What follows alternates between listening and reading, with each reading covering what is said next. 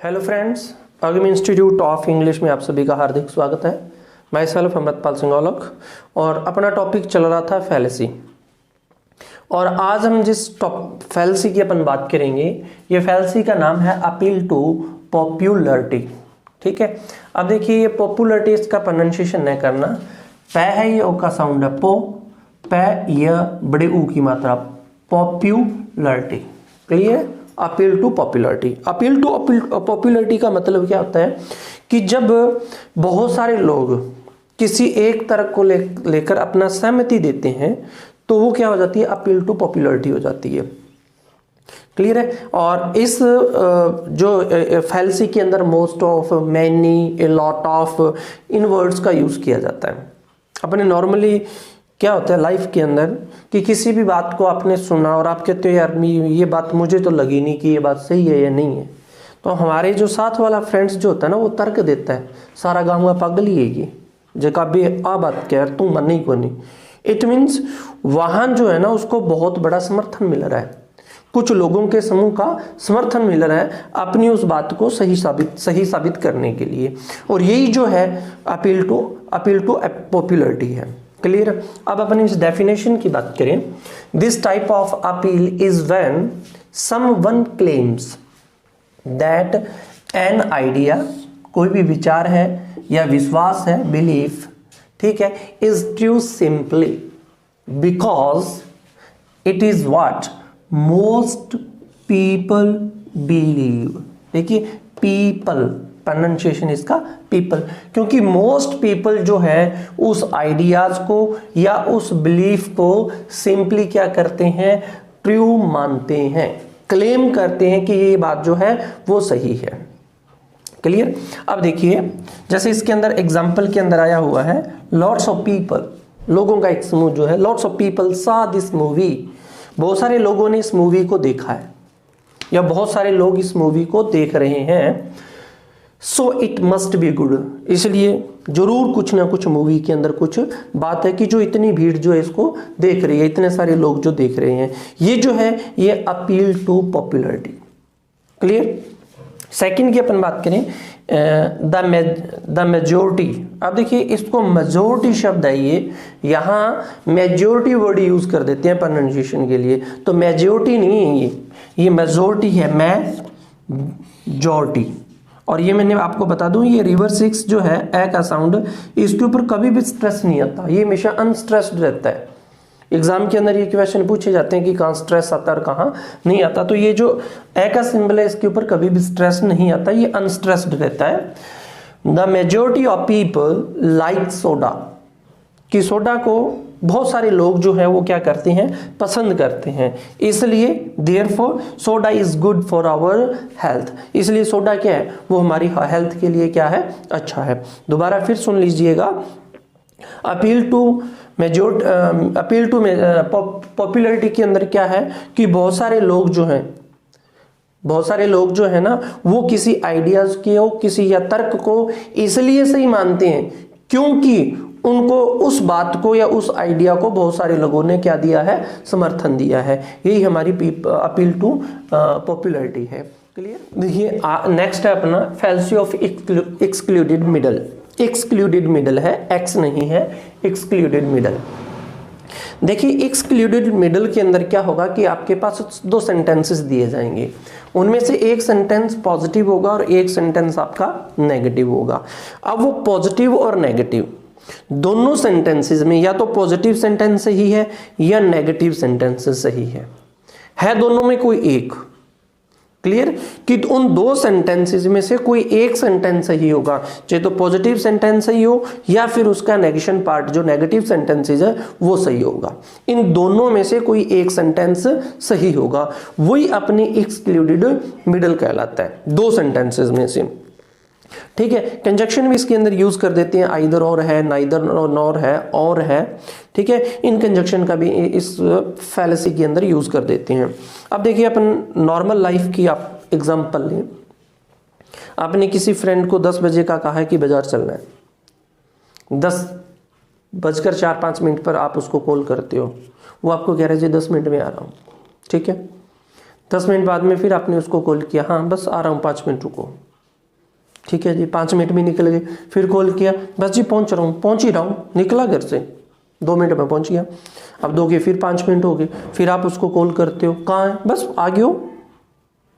उस वक्त हमारा जो धैर्य का बांध जो है ना वो टूट जाता है और हम उसे ये कहते हैं कि तुम आवे कोनी, आवे के कोनी। देखो 2 सेंटेंस बोले आपने, आप आ रही हो या नहीं।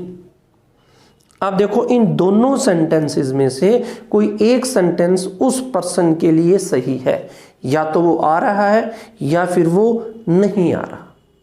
यही फैल्सी ऑफ एक्सक्लूडेड मिडल है। समझ में आ गई बात। आपने किसी को मिलने के लिए या डेट पे बुलाया, आपने कोई टाइम फिक्स किया 10, 11, 12, 1 बजे जो भी है, और उसके अंदर आप वेट कर रहे हो 1 घंटे से 1.5 घंटे से, और फिर सामने वाले पर्सन को आप ये कॉल करके कहते हो कि आप आ रहे हो या नहीं। अब ये इन दोनों सेंटेंसेस में से है तो कोई एक बात सही, या तो वो आ रहा है या आ रही है, या फिर वो नहीं आ रहा या नहीं आ रही है। समझ में आ गई बात। यही एक्सक्लूडेड मिडल है। डेफिनेशन की अपन बात करें, इसका दूसरा नाम फॉल्स डिलेमा भी है। This fallacy occurs when argument, देखो आर्ग्यूमेंट ने बोलने से argument offers a false range of choice and requires that you pick one of them. ठीक है, आपको एक ऑफर करेगा रेंज ऑफ चॉइस की, फॉल्स रेंज ऑफ चॉइस की, और उनमें से आपको किसी एक का सिलेक्शन करना है, और उनमें से either the sentence is true, या तो वो सेंटेंस सही है, और इट्स नेगेशन इज ट्रू, या फिर उसका नेगेटिव पार्ट सही है। अब आपने कहा आइदर इट इज रेनिंग और नॉट रेनिंग, या तो बरसात हो रही है या फिर नहीं हो रही। क्लियर। शी इज ब्यूटीफुल और नॉट ब्यूटीफुल, या तो वो सुंदर है या फिर वो नहीं है।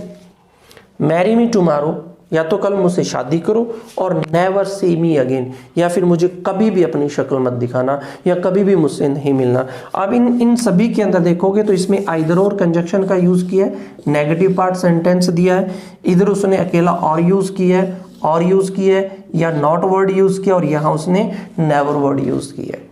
क्लियर है। इसका एक सेंटेंस जो वो पॉजिटिव होगा और सेकंड उसका क्या होगा, नेगेटिव होगा। यही हमारी है fallacy of excluded middle. Fallacy of accident, fallacy of accident noun है, इसलिए फर्स्ट सिलेबल पे स्ट्रेस आ जाएगा, फैल्सी ऑफ एक्सीडेंट। अब जब फैल्सी ऑफ एक्सीडेंट की अपन बात करते हैं तो देखिए इसके अंदर क्या होता है कि एक जर्नल रूल को दूसरी सिचुएशन के साथ, अदर सिचुएशन के साथ उसे अप्लाई कर दिया जाता है। उसे क्या किया जाता है, एक जनरल रूल को अदर सिचुएशन के साथ उसे अप्लाई कर दिया जाता है अदर सिचुएशन पर, जो बिल्कुल ही उसके क्या होती है, वो अपवाद स्वरूप होती है। ऐसा होता नहीं है, लेकिन फिर भी एक सामान्य रूल को आप किसी अपवाद के साथ जोड़ देते हो, ठीक है, रॉन्गली आप उसे अप्लाई कर देते हो, तो वो अपनी क्या कहलाती है, फैल्सी ऑफ एक्सीडेंट। नहीं समझे होंगे आप। As you like it, Macbeth का एक नॉवल पढ़ा होगा आपने, ड्रामा सॉरी, उसके अंदर जो ओलिवर जो है, ओलिवर और उसका ब्रदर जो है ऑरलैंडो, रेसलिंग का मैच होता है, और उस रेसलिंग के मैच के अंदर जब ऑरलैंडो चार्ल्स नाम के उस पहलवान को, रेसलर को पराजित कर देता है, पराजित करने के बाद में जब जो किंग जो है उससे उसकी आइडेंटिटी पूछता है, तो वो कहता है जी कि मैं सर रोनाल्डी बॉयस का बेटा हूं। तो राजा कहता है ओ ये तो बहुत बड़ी मिस्टेक है, कहो कि आप किसी दूसरे के पुत्र हो तो मुझे बहुत खुशी होगी, क्योंकि आपके पिता मेरे हमेशा ही विद्रोही रहे हैं, आपके पिता मेरे विद्रोही रहे हैं, इसलिए आप भी मेरे लिए क्या हो, एक विद्रोही ही हो। समझ में आ गई बात। जरूरी नहीं है कि एक पर्सन विद्रोही है, झूठा है, ठीक है, चोर है, तो उस चीज को आप दूसरों पर भी अप्लाई कर दो कि यार इसका भाई तो झूठ बोलता है, इसका मतलब ये भी पक्का ही 100% गप्पी होगा, ऐसा नहीं है। समझ में आएगी बात कि आप एक जनरल रूल को आप किसी दूसरे के ऊपर थोप रहे हो, जो कभी भी उसके ऊपर थोपा नहीं जाना चाहिए या उसके ऊपर वो इंप्लीमेंट होता ही नहीं है, तो वो अपना क्या कहलाता है, फैल्सी ऑफ एक्सीडेंट कहलाता है। देखिए यहां एक और एग्जांपल मैं आपको बता दूं कि यदि अपने नाइव्स की बात करें तो नाइव्स का काम काटने के लिए किया जाता है, अपन फल वगैरह सब्जियां वगैरह काटते हैं, और एक उसी प्रकार का नाइव्स डॉक्टर्स के पास भी है जो ऑपरेट करने के लिए काम में लिया जाता है, और उसी नाइव से लोग दूसरों की हत्या भी करते हैं। क्लियर। अब एक व्यक्ति जो है वो किसी पर्सन का नाइव्स के साथ मर्डर कर देता है, क्लियर है, नाइव्स के साथ उसका क्या कर देता है, मर्डर कर देता है, जो एक क्राइम है, एक अपराध है। ठीक है, ये तो एक जनरल रूल है, एक सामान्य बात है। और आप कहते हो कि जो डॉक्टर है ना वो भी नाइव्स से लोगों को काटता है, वो भी नाइव्स से लोगों को क्या करता है, काटता है। इसलिए डॉक्टर भी क्या है, क्रिमिनल्स हैं। इसलिए डॉक्टर भी क्या है, क्रिमिनल्स हैं। समझ में आ गई बात, यही अपनी फैल्सी ऑफ एक्सीडेंट है। क्लियर।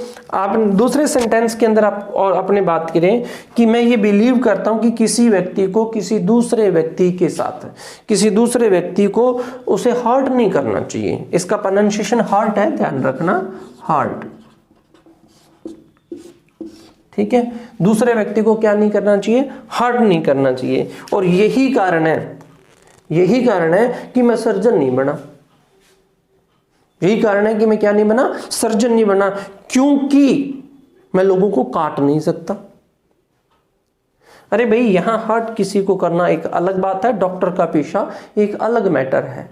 तो आप एक जनरल रूल को किसी दूसरी चीजों के साथ जहां पर उसका अप्लाई नहीं होना चाहिए वहां भी आप अप्लाई कर रहे हो, तो ये क्या है, फैल्सी ऑफ एक्सीडेंट है। क्लियर। अब देखिएगा, और एक और यहां मैं आपको बता दूं, एक ये शब्द आता है HEART, ठीक है, और एक HURT है। लोग इसे भी हर्ट पढ़ते हैं, इसे भी हर्ट पढ़ते हैं। हर्ट ये है HURT, हर्ट, और इसका प्रोनाउंसिएशन हार्ट होता है, heart, not a hurt, not a hurt, heart, heart, और ये हर्ट है, ध्यान रखना। अब देखिए, when an attempt is made to apply, जब आप एक कोशिश करते हो, made to apply a general rule, एक सामान्य रूल जो है वो आप अप्लाई कर रहे हो, general rule to all situation, सभी सिचुएशन के ऊपर। व्हेन, जब क्लियरली देयर आर एक्सेप्शन, कि ये हमें पता है कि यहां इसमें क्या है, अपवाद स्वरूप है, ये एक अपवाद है, लेकिन फिर भी आप उसके साथ उसको थोप रहे हो, या अपने ये कहें कि रॉन्गली उस जनरल रूल को उस सिचुएशन के साथ अप्लाई कर दिया जाता है जहां उसे नहीं होना चाहिए। अब देखिए, to cut people with knives is a crime, is a crime, कि चाकू से किसी लोगों की हत्या करना, काटना एक क्राइम है। बिल्कुल सही बात है, ये जनरल रूल कह रहा है। और सेकंड प्रीमिसेस के अंदर क्या कह रहा है कि surgeons cut people with knives, कि सर्जन जो हैं वो भी चाकू से लोगों को क्या करते हैं, काटते हैं। इसलिए कंक्लूजन क्या ले रहे हो, इसलिए देयरफॉर सर्जन आर क्रिमिनल्स, इसलिए सर्जन्स क्या है, क्रिमिनल्स। रॉन्गली आप अप्लाई कर रहे हो। सेकंड के अंदर, आई believe that one should never deliberately, जानबूझकर हर्ट अनदर पर्सन। अब यहां भी एक चीज और बता दूं मैं आपको, अनदर पर्सन, और यदि अनदर का यूज हुआ तो अनदर के बाद में नाउन हमेशा सिंगुलर यूज होता है, और यदि यहां अदर का यूज कर देते तो फिर आपको यहां नाउन क्या रखना पड़ता, प्लूरल रखना पड़ता। ये भी ध्यान रखना, अदर के बाद में नाउन प्लूरल यूज करते हैं और अनदर के बाद में हम नाउन क्या है, वो सिंगुलर यूज करते हैं। Clear. I believe that one should never deliberately hurt another person, that's why I can never be a surgeon, इसलिए मैं क्या नहीं बना, सर्जन नहीं बना। एक जर्नल रूल को अदर सिचुएशन के साथ, जहां उसके साथ कोई लिंक नहीं है, एक अपवाद है, फिर भी आप उसके ऊपर अप्लाई कर रहे हो, तो ये अपना क्या है, fallacy of accident, fallacy of ignoring the question. अब देखिए क्वेश्चन, ये क्वेश्चन, इसका फोनेटिक सिंबल है क्वेश्चन, ठीक है, क्वेश्चन, इसे क्वेश्चन या कोई और इसका प्रोनाउंसिएशन आप नहीं बोलोगे, क्वेश्चन, और नाउन है इसलिए फर्स्ट सिलेबल पे स्ट्रेस रह जाएगा, क्वेश्चन, ठीक है। अब देखिए इग्नोरिंग द क्वेश्चन क्या है कि आप किसी पर्सन से क्वेश्चन करते हो और वो पर्सन जो है आपके क्वेश्चन का आंसर न देते हुए किसी और बातों में उलझा देता है। जिस बात पे आप बात करना चाहते हो उस टॉपिक पे नहीं आता, वो अलग ही बातें बतानी स्टार्ट कर देता है, आपके क्वेश्चन को इग्नोर कर देता है। देखिए यदि आप न्यूज़ चैनल वगैरह देखते हैं तो आप देखेंगे कि एक जो है, एक कैंडिडेट पॉलिटिशियन है, वो दूसरे पॉलिटिशियन के ऊपर जब एलिगेशन लगाता है, दोषारोपण करता है, तो या कुछ क्वेश्चन करने का बात करता है, तो वो उसके ऊपर नहीं आता, ठीक है, वो किसी और तरफ ही उन बातों को ले जाएगा। हमने ये कर दिया, हमने वो कर दिया, हमने ये कर दिया, लेकिन जो क्वेश्चन पूछा गया वो नहीं पूछा, आंसर दिया जाएगा, ठीक है। क्वेश्चन को इग्नोर कर देना, यही है fallacy of ignoring the question. अब देखिए इट प्रेजेंट्स, यहां थोड़ा सा ध्यान दीजिएगा।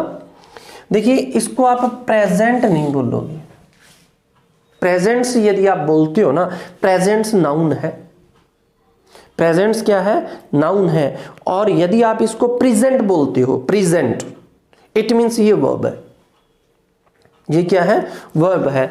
अब देखिए क्या होता है कि जो नाउन है, नाउन के साथ जो स्ट्रेस है वो हमेशा फर्स्ट सिलेबल के साथ रहता है।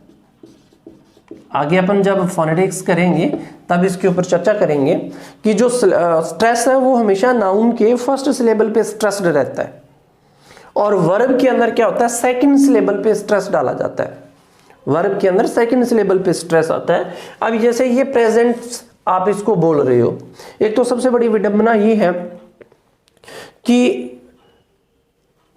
जो भी पढ़ा रहे हैं या पढ़ रहे हैं या पढ़ाने वाला है उसका प्रोनाउंसिएशन कर रहा है और उसको हम वैसा का वैसा क्या कर रहे हैं, फॉलो कर रहे हैं। हमें यही नहीं पता कि उसका जो है एक्चुअल प्रोनाउंसिएशन क्या है।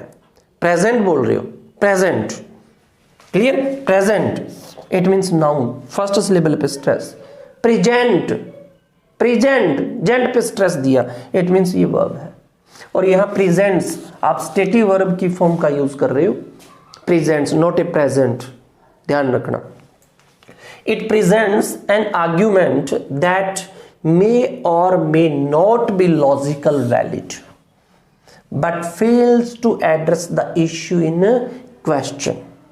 ठीक है, कि जो आपने क्वेश्चन किया है वो कोई मैटर नहीं करता कि वो आपका क्वेश्चन वैलिड है या नहीं है, वो आपका वैलिड भी हो सकता है और may not be valid, but सामने वाला पर्सन क्या करता है, fails to address the issue in question, आपके उस क्वेश्चन को क्या कर देगा, इग्नोर ही कर देगा।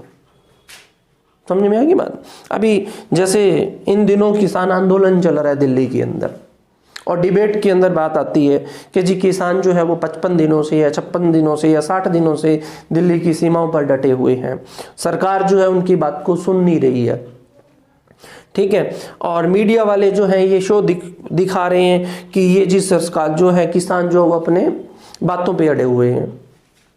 और जब डिबेट होती है और बीजेपी के किसी कैंडिडेट से दूसरे किसी जो पार्टी वाले हैं वो क्वेश्चन करते हैं, तो क्या देखते हैं अपन, वो क्या करते हैं, उस प्रश्न को, उस क्वेश्चन को किसी और ही दिशा में ले जाते हैं। कोई भी हो, वो पॉलिटिशियन कोई भी हो, वो उस क्वेश्चन को और ही दिशा में ले जाएगा, उस टॉपिक पे बात नहीं करेगा, उस टॉपिक को भड़काने की कोशिश की करेगा कि उस क्वेश्चन के ऊपर बात नहीं करनी, जीडीपी कितनी नीचे आ गई इसके ऊपर हमने बात नहीं करनी, हमने क्या करना है, हमने वो कर दिया, हमने वो कर दिया, हमने वो कर दिया, लेकिन क्वेश्चन के ऊपर हम आंसर नहीं देना, क्वेश्चन को इग्नोर करना है। यही है fallacy of ignoring the question. आप देखिए कितना अच्छा एग्जाम्पल है। वाइफ और हस्बैंड के बीच में कोई कन्वर्सेशन चल रहा है। वाइफ क्या कहती है, it is 3 o'clock, 3 o'clock AM, सुबह के 3 बजे हैं, इन द मॉर्निंग, सुबह के 3 बजे है। यू आर ड्रंक, तुम पी रहे हो, तूने पी रखी है, ठीक है, एंड कवर्ड इन लिपस्टिक। अरे भाई पी रखी है और आपका सारा का सारा चेहरा जो है वो किससे है, लिपस्टिक लगी हुई आपके चेहरे पे। समझ गए होंगे ना। हाँ, भी क्या कहना चाह रही है वो कि आप सुबह के 3 बजे पी रहे हो और आपके चेहरे पे क्या है, लिपस्टिक लगी हुई है इतनी सारी। क्या कारण है, क्या राज है? अब वो इसका जवाब नहीं देना चाहता, उसके स्थान पर उसके क्वेश्चन को इग्नोर करते हुए क्या कह रहा है, oh you are looking so beautiful tonight honey, तुम आज कितनी खूबसूरत लग रही हो प्रिय। अरे भाई क्वेश्चन उसने किया है कि 3 बजे तक आप शराब पी रहे हो और चेहरे पे आपकी लिपस्टिक लगी हुई है, ये सब कैसे? और आप उसको बदले में क्या कह रही हो कि आप बहुत ज्यादा सुंदर दिख रही हो आज।